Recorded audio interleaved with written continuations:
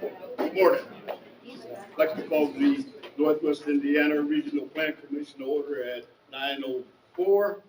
Please stand for the Pledge of Allegiance. I pledge Allegiance to the flag of the United States of America and to the republic for which it stands, one nation, under God, indivisible, with liberty and justice for all.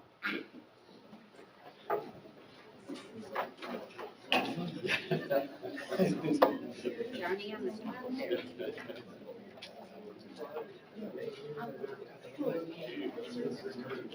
Mr. Howard, do we have any new commission? We have no changes to the membership of the commission. Thank you. At this time, we have roll call.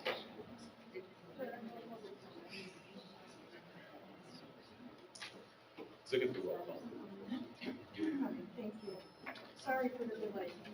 It's an executive board meeting, so I will start with the executive board first and then continue on with the attendance. Kyle Allen. Kevin Breitsky. Here. Tom Dermody. Present. Denise Ebert. Here.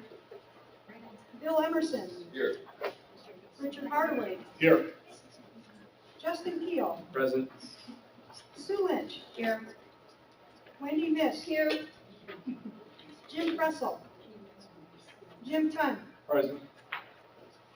We have a quorum of 9, so we have quorums, attendance of 9. I will continue on. Dwayne Hart. Jeanette Bass. Thomas Black. Robert Carnahan. Here. Bill Carroll. Tim Clayton. Anthony Copeland. Don Kraft. Here. Joshua Denham. Dinah Dumbris. Robert Forster. Connie Barmarosa. Tony Hendricks. Ellen Hunt. Here. Jack Gerald. Jane Jordan. Scott Keenan. Peter Land. Robert LeMay. Tom McDermott. Lori Mercer. Edward Morales. Matt Murphy. Prince. Barb Regnitz.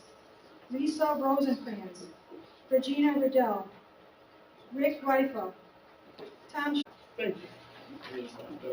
At this time, approval of the minutes from 2021, September 21st, 2023, Executive Board meeting. Any discussion or correction? All in favor, signify by saying aye. Aye. Opposed, the same. Motion carries. Thank you. At this time, report from the chair. I have no report this time. You have a copy of the sensible content of it. Since these copies were already printed, we didn't withhold them from you, so you have a nice physical copy to review it prior to December 7th. And we'll give more of a discussion on that date, but just as some quick background to this, if you do take the time to read it, this comes out of NERC's commitment to try to provide more capacity building to our communities. Some of you may have been around in 2007 when there was the initial Sensible Tools Handbook, which was much more focused on zoning, subdivision review, planning, things that municipal officials could use to literally go through a checklist of review items as they're looking at development approvals. It's trying to make the connection between the plans that we adopt on the regional scale and the actual decisions that get made on the local level. So if we have that disconnected, then we're not really influencing the future direction of Northwest Indiana. So this is an update, not a replacement of the 2007 handbooks, but an extensuation of the 2007 handbook. And you'll get more of a presentation on that in December. But again, we're going to make some corrections to it and bring it back to you on December 7th. So we'll see you at that time. So this book will change then in December? It'll have a different cover. The content won't change dramatically. It'll just have some grammatical, spelling, formatting fixes to it. So you'll have a cleaner document at that point. And since I mentioned December 7th, just as a reminder early on here that we only have one more meeting scheduled this year. After this meeting, it'll be a full commission meeting on December 7th. Because of the holidays, that's the one time that we alternate from our normal third Thursday of the month. meeting schedule. I believe that actually works out to the first Thursday of the month, this particular time. So just to make sure you have that on your calendars for December 7th, that is a full commission meeting, which means we need at least 27 members present. So it's really critical to have your attendance at that meeting, particularly since the budget will be up for approval. And Talia would be very grateful if she had a budget going into this year. If you recall, last year we were not so fortunate and we entered 2023 without a budget. Is it possible to send out early notification that we're having this meeting on December 7th? And maybe that would encourage, because I know our last full commission, we were short one member. I think that is a very, very good idea, which we will do post haste after this meeting. That is great. The last thing I just wanted to say quickly is just to congratulate our finance team. We did end our audit for this year. We do have annual audit, and there were no findings, 0 findings. So perfect audit.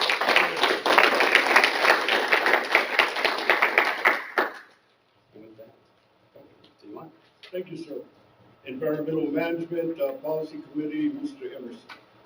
Thank you, Mr. Chairman. The Environmental Management Policy Committee had a electric vehicle boot camp on October 5th, and Brian Lee's here. Do you want to speak on that? Absolutely. Good morning, everyone.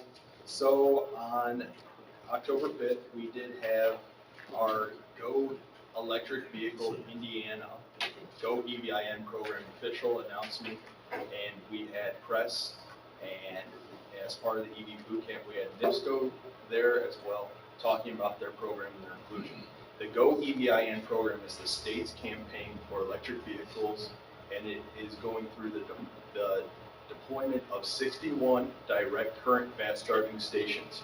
For reference, the charging station that's out there in many of your communities charges at 7 kilowatts an hour. The ones that are going in are 150 kilowatts an hour. So being able to get 400 miles per charge at these stations in an hour is a huge opportunity here. So with that being said, we had 51 people in attendance. All the rain that we didn't get during the summer has caught up to us in October, and we had 8 vehicles registered, but we only had 3 available for that day. But with all that being said, it was a good event, and it was a very, very lively event. There was a lot of comments, a lot of questions from the crowd, so it was a very good one. So thank you very much. I'm going to put you on the spot. He is my storm board president, and are we going to be able to maybe get an electric street sweeper in 2024? I don't think you can get an electric street sweeper in 24 just because of manufacturing delays.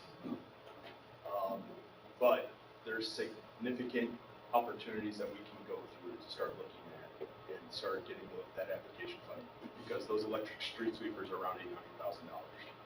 So we'll continue the conversation. Okay, and he does a good job for us. Thank you. I'll take 2.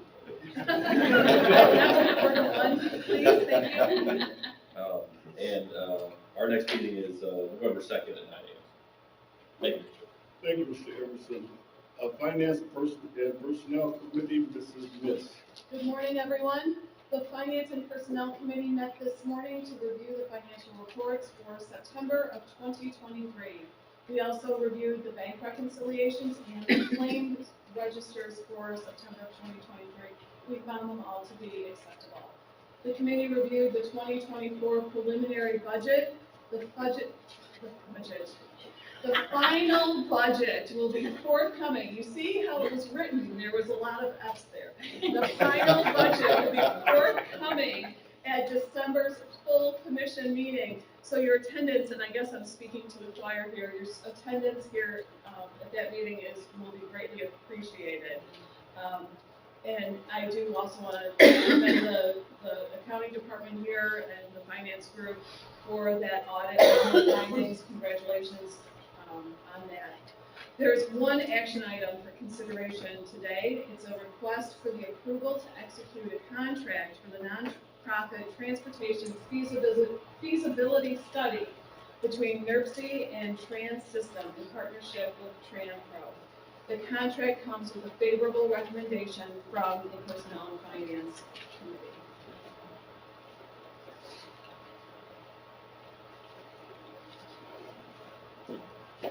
So I'm looking for approval. Do you want to say what the cost of it is? 58, it's not, it's 58,000. less than 60, it's Right. 58,000. $170.20. Thank you. I had it marked in here. The contract, yes. Give it a- What Bob said. Tom If can I speak may, to something. if I may. Yes, I'll if you'd stand like up to, and Mr. explain this a little Van bit. This is actually a contract that grew out of the Unified Planning Work Program amendment that was passed by this board last month. So this is a study that NERC is conducting in partnership with a number of nonprofits. The local match portion of this is being funded by equally by the Legacy Foundation, the Crown Point Community Foundation, and the Porter County Community Foundation. Each is contributing $4,000 towards the overall contract total, which is $58,170.20.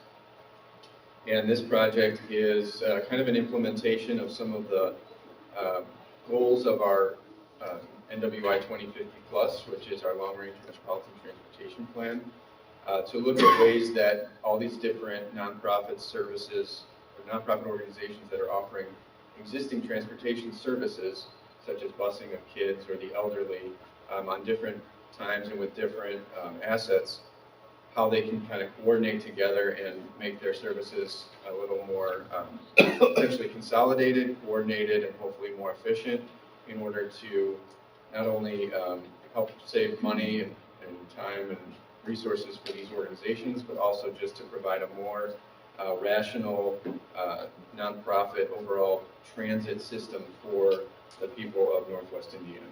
So this project mainly consists of stakeholder interviews with up to 16 nonprofits. The consultants will be evaluating all of their services. There's a number of elements that are listed here in the proposal. And then they'll be taking all that data, putting that data together and looking at ways that these groups can coordinate with an eye towards potentially an actual sort of informal or formal collaborative structure that they can kind of work together. So that's the background of this.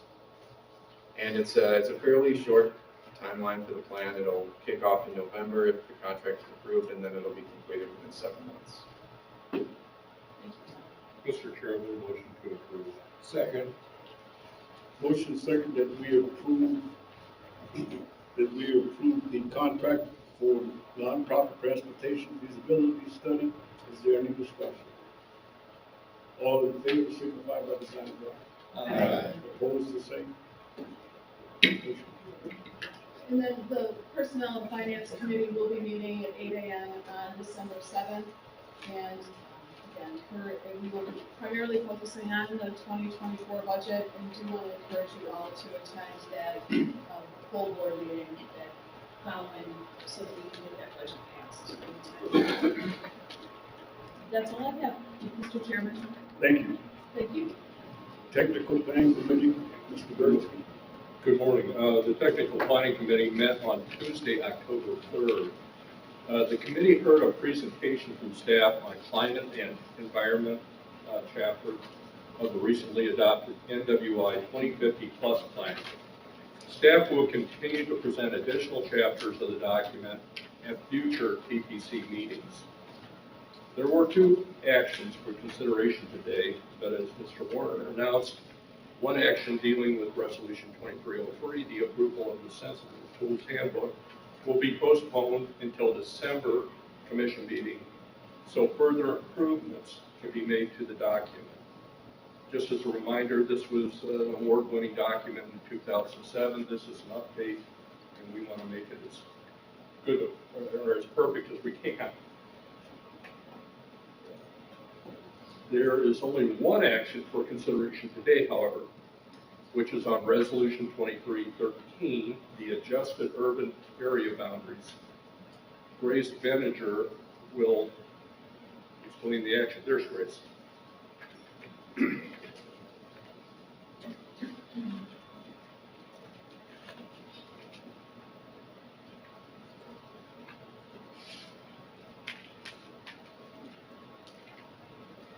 morning, everyone. So today, staff is asking for final action on the 2020 Census Urban Area Boundary Adjustments. Just as a refresher, the census designates urban area boundaries every 10 years after the completion of the biennial census.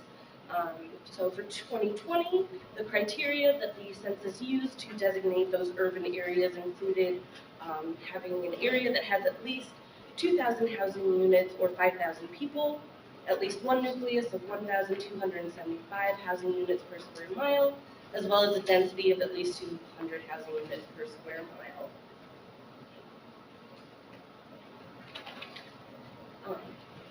So states and MPO, in coordination with local officials, may adjust the census-designated urban areas to create an adjusted census urban boundary. The main reason for creating these adjusted boundaries is for the Federal Highway Administration, which allows for the smoothing and adjusting of the boundaries to result in a slightly larger area that is more suited to transportation needs. This is primarily done to help prevent a road from switching back and forth between a rural and urban designation, as well as standards, as well as federal funding source. The boundaries must include the entire census-designated urban area, meaning that adjustments may only expand the urban area, it can't make it any smaller. And so smoothing is the main criteria for the adjustment process. Helps create a simpler urban area shape. So here you can see the 2020 census-designated urban areas. Within NERC's 3-county region, there are 3 urban areas with 50,000 population or greater that Federal Highway asked to be adjusted. So this includes the Chicago, Illinois, Indiana urban area, the Valparaiso Shorewood Forest urban area, as well as the Michigan City, LaPorte, Indiana, Michigan urban area. There are also 3 smaller urban areas in NERC's 3-county region, including the Lowell small urban area, the Lakes of the Four Seasons small urban area, as well as the Westville small urban area. So some of the implications of smoothing these boundaries include access to funding opportunities. So the adjusted boundaries can play a decisive role in determining which roles have rural or urban road designation, and is used to determine the funding eligibility for crucial funding categories, such as the Federal Surface Transportation Program. These boundaries also have a pivotal role in the continuity of funding to prevent roads from switching back and forth between that rural and urban federal funding source, and to avoid confusion from irregular boundaries. So adjusting these boundaries does not affect the population numbers or the federal metropolitan planning funding levels that are available to local agencies like NERC. The adjusted boundaries are for transportation funding purposes only. It is not used for any sort of land use designation. So in 2010, this is what the adjustment looked like. You can see that the Chicago urban area, the designated census urban area is in dark blue, and then the adjusted area is in the lighter blue. That's the same for the Michigan City, LaPorte urban areas. The dark red is what was designated by the census, and the lighter red is what was adjusted in 2010. One of the major changes was that the census did away with the defining of larger urbanized area and smaller urban clusters. That, as well as a change in the criteria, led to the Valparaiso Shorewood Forest kind of becoming its own urban area. So these are the adjusted boundaries that you all will be voting on today. So we can kind of look at each one in a little more detail. So the Chicago adjusted urban area boundaries really included, we included the National Park, as well as a large area kind of in this St. John, Cherville, Crown Point, and Cedar Lake, kind of an area we expect to become urbanized in the next 10 years. Areas were also included in unincorporated Lake in Porter counties, as well as areas surrounding Porter and Chesterton in northern Porter County.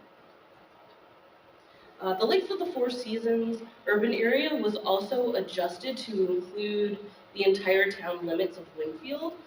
This was done because this area had previously been designated as urban within the Chicago urban area, but with talking with officials from Winfield, we decided that expanding the Lakes of the Four Seasons small urban area would be the best course to provide continuity of their roadways.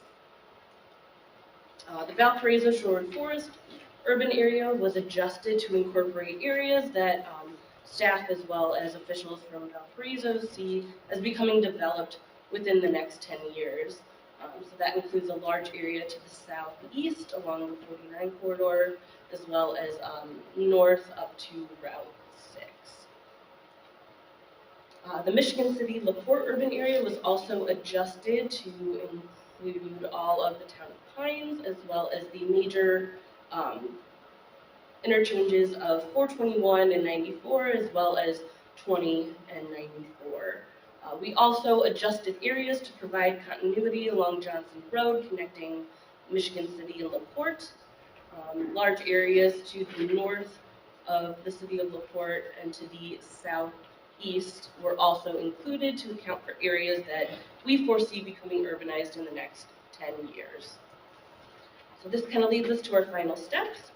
So today, the NERC Executive Board will vote on the approval of these urban area boundaries. As soon as that is approved, staff will send those adjusted urban area boundaries to INDOT for review. And then through October through December, NERC staff will assist INDOT in coordinating with CMAP, IDOT, and MDOT to submit the complete adjusted census urban boundaries for the Chicago and Michigan City LaPorte urban areas, which span across multiple states. And then on December 29th is the deadline for INDOT to submit the final adjusted urban area boundaries for all of Indiana to Federal Highway Administration for final approval. And with that, if anyone has any questions, I'm happy to answer them. Yes, I was wondering, does the elimination of those smaller urban clusters have any ramifications on any of the units that were involved? Because those areas were small to begin with, their funding sources was through the state. And with that removal of that urban classification, they'll still be going through the state for their funding. So no meaningful changes? Not necessarily. I would like to thank Grace and the staff for making public outreach, particularly in Porter County, to help explain this activity. Were there any other public comments to this document? We have not received any other. I'd like to make a comment. I'd like to thank Grace and Tom Genderwood and Tom Kane spoke to our township and township board, which includes Shoal Forest. And there was a lot of anxiety about the situation, and I think it was eased by the presentation of Tom for the excellent job with our members. Thank you. The Technical Planning Committee recommends adoption of Resolution 2313 that appears on page 4 of your packet. Motion to approve. Second. Motion and second that we approve resolution 23-13, adjusted urban area boundaries. Is there any discussion? All in favor, signify by saying aye. Aye. Opposed, the same. Thank you. The next meeting of the Technical Planning Committee will be placed 2 weeks later than normal due to the holidays and will be on Tuesday, November 28th at 10 a.m. in this room. Also, just the same warning I gave at the last meeting, be aware of the deer on your highways this time of year and the farm equipment. Let's avoid accidents. Thank you. That concludes my report. Thank you, sir. We won't have an NDOT report this morning. Is there any other business? Announcements. Robert? I am proud to announce that Cedar Lake now has a Culver's restaurant. And it is a Franchise Guy's 7th location And he said he's going to Munster next. I don't know where he's gonna put it, but. He's got locations, so, and he's looking for a place in Winfield. So UB number 8, Winfield number 9, Monday night, the owner was in there and he was carrying food out to tables. He's an attorney and carrying the food out. And I saw him Tuesday back in there again working, and he told me he thought the whole town of Cedar Lake was in there. There was no parking places, drive-through was jam-packed. And I think it was hurting some of the other local chains in town. And the Cedar Lake Chamber of Commerce is starting applications for their 150 decorated Christmas trees that will be spread throughout town, and they're going fast, and they had to increase the price to $95 a tree due to the fact that the supplier has increased his price. Thank you, Rob. Yes. I just want to say that we're very excited in Portage today because Fronius has their big open house. I don't know how many of you know who Fronius is. It's an Austrian company that makes solar inverters, and they are adding 300 new jobs to that facility. So that's great news.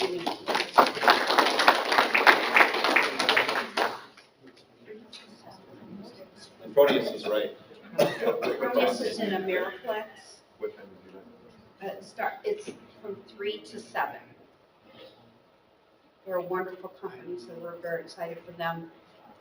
When they first came, they had bigger ambitions, and then solar didn't take off, but now with solar taking off, they're expanding huge. It's wonderful. Any other announcements? Next meeting is December 7th, and again, we encourage everyone to be in attendance so that we can conduct the end of the year business. Most importantly, the 2024 budget. If there's nothing else, consider us adjourned.